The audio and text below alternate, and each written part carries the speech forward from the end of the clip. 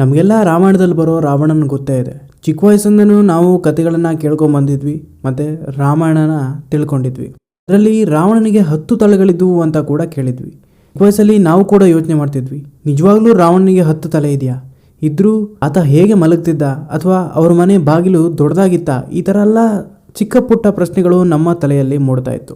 ಬನ್ನಿ ಈ ವಿಡಿಯೋದಲ್ಲಿ ರಾವಣನ ಬಗ್ಗೆ ಸ್ವಲ್ಪ ಮಾಹಿತಿನ ತಿಳ್ಕೊಳ್ಳೋಣ. ಇದುವರೆಗೂ ನಮ್ಮ ಚಾನಲ್ನ ಫಾಲೋ ಅಥವಾ ಸಬ್ಸ್ಕ್ರೈಬ್ ಮಾಡ್ಕೊಳ್ಳಿಲ್ಲ ಅಂದರೆ ದಯವಿಟ್ಟು ಮಾಡ್ಕೊಳ್ಳಿ. ಹೌದು, ರಾವಣ ಲಂಕೆಯ ಅಧಿಪತಿಯಾಗಿದ್ದ.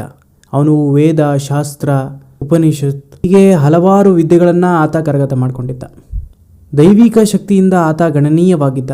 ಶಿವನಿಂದ ಗೌರವವಿತ್ತು ಅವನಿಗೆ, ಮತ್ತು ದೇವತೆಗಳು ಅವನಿಗೆ ಅತಿ ಹೆಚ್ಚು ಆಶೀರ್ವಾದ ಮಾಡಿದರು.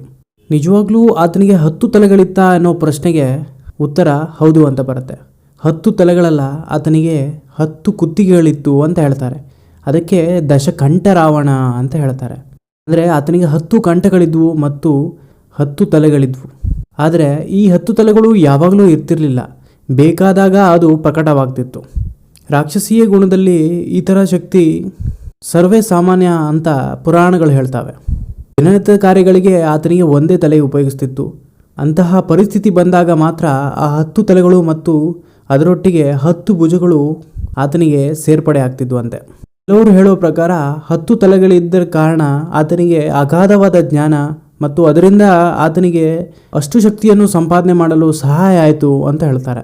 ಒಮ್ಮೆ ಆಂಜನೇಯ ಮೊದಲ ಬಾರಿಗೆ ರಾವಣನನ್ನು ಭೇಟಿಯಾದಾಗ ಆತ ಹೇಳ್ತಾನೆ, ರಾವಣನಲ್ಲಿ ಅಹಂ ಅಂತ ಇಲ್ಲದೆ ಇದ್ದಿದ್ರೆ ಆತ ಜಗತ್ತಿನ ಶ್ರೇಷ್ಠ ವ್ಯಕ್ತಿಯಲ್ಲಿ ಒಬ್ಬನಾಗ್ತಿದ್ದ, ಅವನ ನಂತರನೇ ದೇವೇಂದ್ರ ಬರ್ತಾ ಇದ್ದ ಅಂತ. ಅಲ್ಲಿಗೆ ನಾವು ಅದ್ಕೋಬೇಕಾದದ್ದು ಒಂದೇ, ಆತನಿಗಿಂತ ಜ್ಞಾನಿ ಮತ್ತೊಬ್ಬ ಇರಲಿಲ್ಲ ಅಂತ. ಆದರೆ ಆತನ ಅಹಂ ಆತನನ್ನು ಕೆಳಗೆ ಉರುಳಿಸಿತ್ತು.